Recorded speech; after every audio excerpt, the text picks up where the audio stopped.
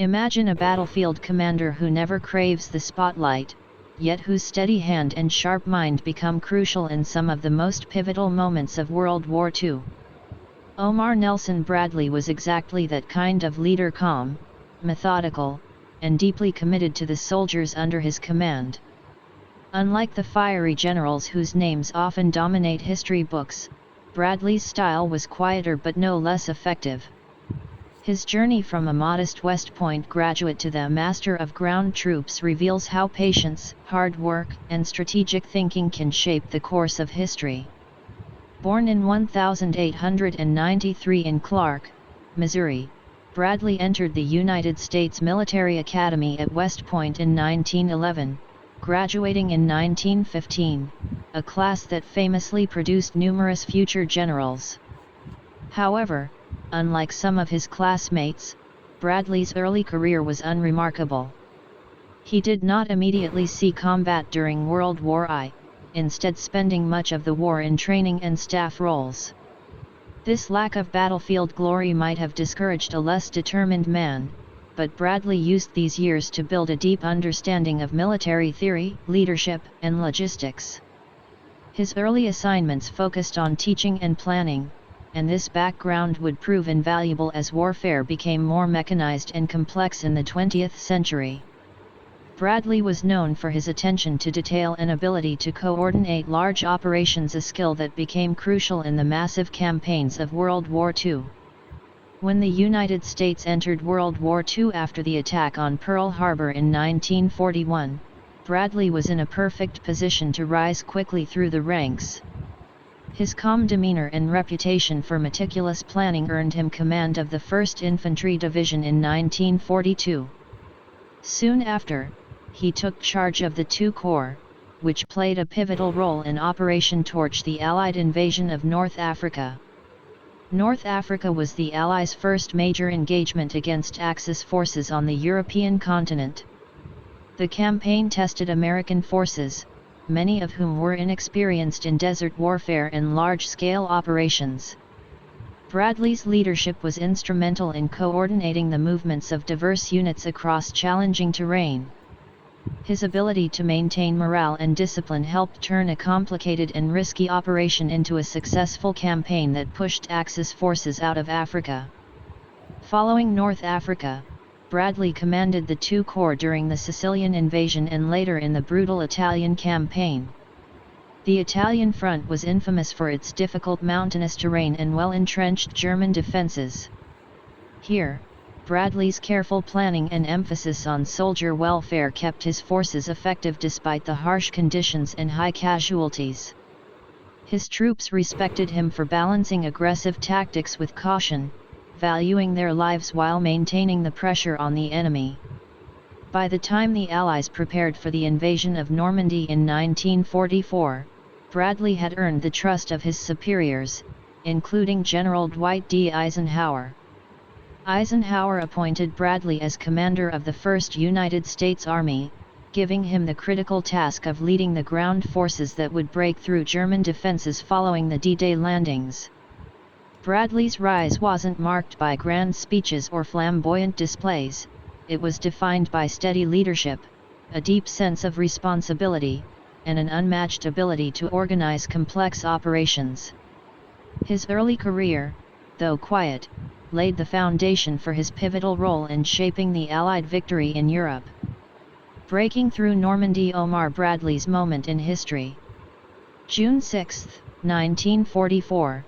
The world held its breath as the largest amphibious invasion in history began, the D-Day landings on the beaches of Normandy, France.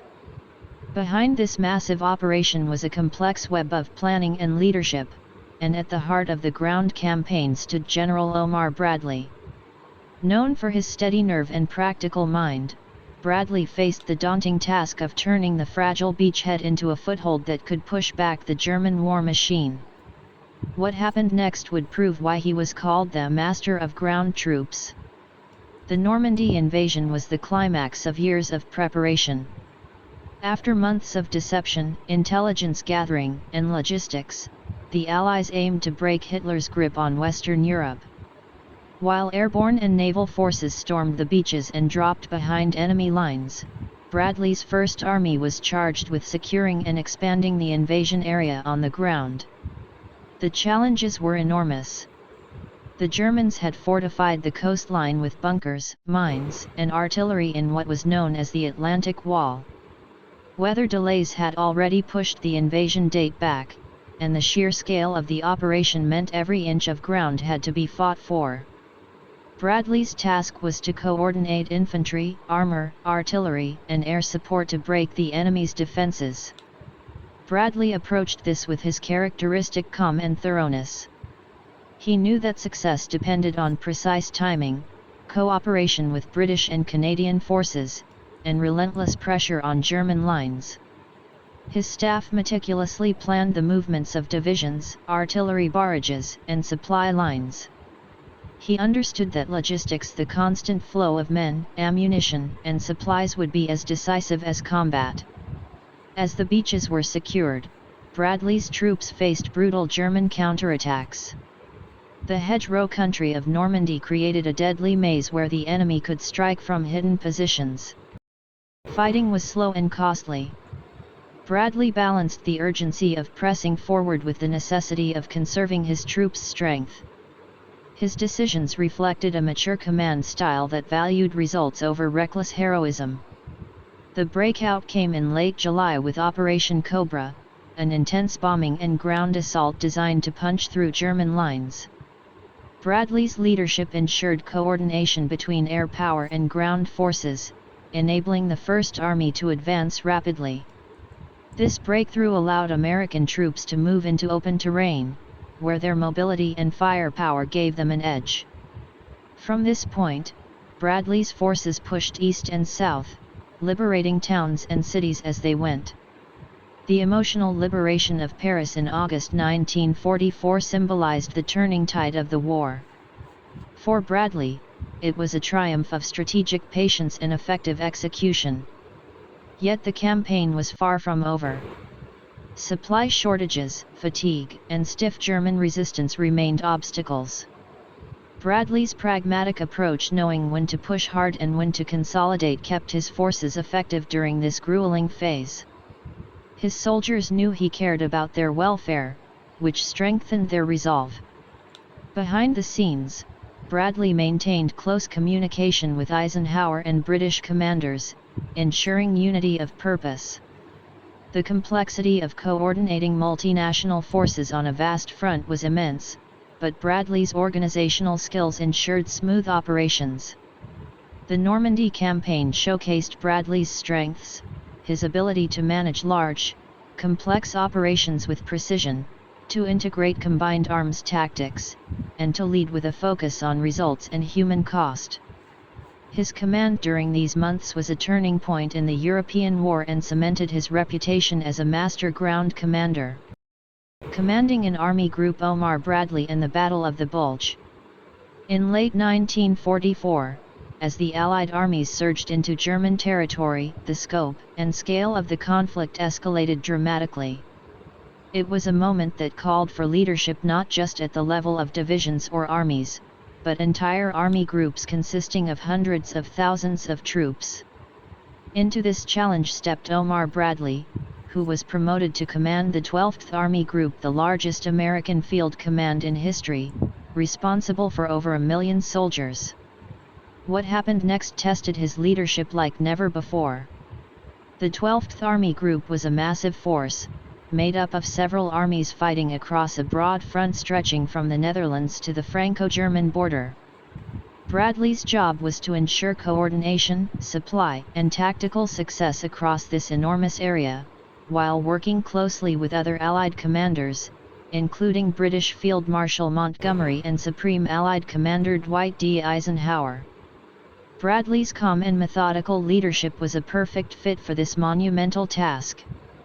Unlike some commanders who sought glory on the front lines, Bradley excelled in the strategic and logistical complexities of managing vast armies moving rapidly over hostile territory. Then, in December 1944, the Germans launched their last desperate gamble, the Ardennes Offensive, later known as the Battle of the Bulge. In a surprise move, German forces attacked through the dense Ardennes forest, aiming to split the Allied lines and recapture the vital port of Antwerp. The offensive created a bulge in the Allied front, threatening to undo months of hard-won gains. Bradley's leadership during this crisis was crucial. He quickly mobilized reinforcements, coordinated counterattacks, and managed the flow of supplies despite harsh winter conditions and chaotic battlefields. His ability to maintain clear communication and provide steady direction helped stabilize the front. The battle was fierce and costly. American troops fought in freezing weather, facing determined German resistance.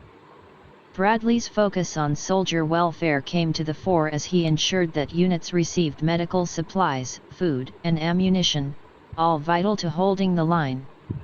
Despite the surprise and initial setbacks, the Allies, under Bradley's and other commanders' leadership, gradually repelled the German offensive by late January 1945.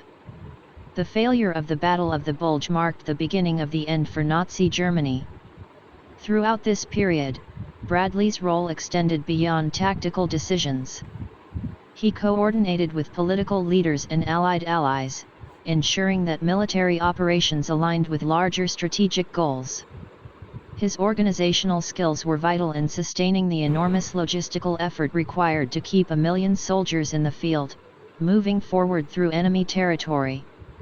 Bradley's leadership during the Battle of the Bulge and the final push into Germany cemented his legacy as the master of ground troops. His pragmatic, steady command style balanced aggression with caution, minimizing unnecessary losses while maintaining relentless pressure on the enemy. By early 1945, under Bradley's command, the 12th Army Group had crossed into Germany itself, contributing decisively to the collapse of the Nazi regime. His ability to manage such a vast and complex military force demonstrated the critical importance of strategy, logistics, and human leadership in modern warfare.